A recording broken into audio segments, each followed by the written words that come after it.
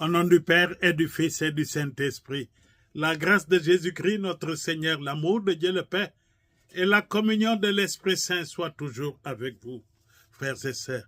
Nous sommes au samedi 28 février 2026, samedi de la première semaine du temps de Carême. Oui, chers frères et sœurs, aujourd'hui nous voulons méditer l'évangile de Jésus-Christ selon saint Matthieu au chapitre 5 du verset 43 à 48. Aujourd'hui, l'évangile nous confronte à une parole exigeante et pourtant libératrice de Jésus. Il reprend la loi connue. Tu aimeras ton prochain et la pousse jusqu'au cœur.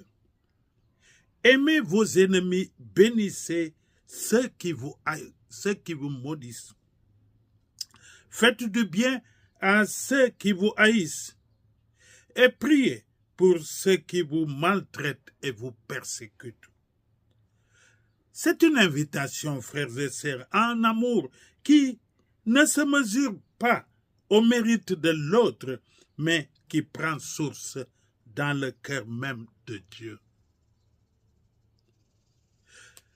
La nouveauté ici, cette nouveauté qui transforme la loi intérieurement, Jésus ne supprime pas la loi.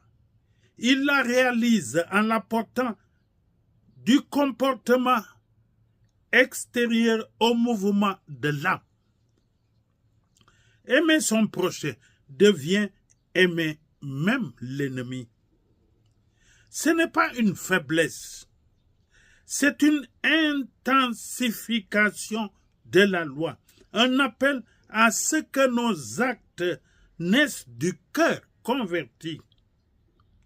Le disciple n'agit pas par calcul, ni par réflexe social, mais par imitation du Père. À propos de l'imitation du Père, pourquoi cet amour est possible? Jésus donne la raison suprême. Afin que vous soyez fils de votre Père qui est dans les cieux, car il fait lever son soleil sur les mauvais et sur les bons. Et il fait pleuvoir sur les justes et sur les injustes.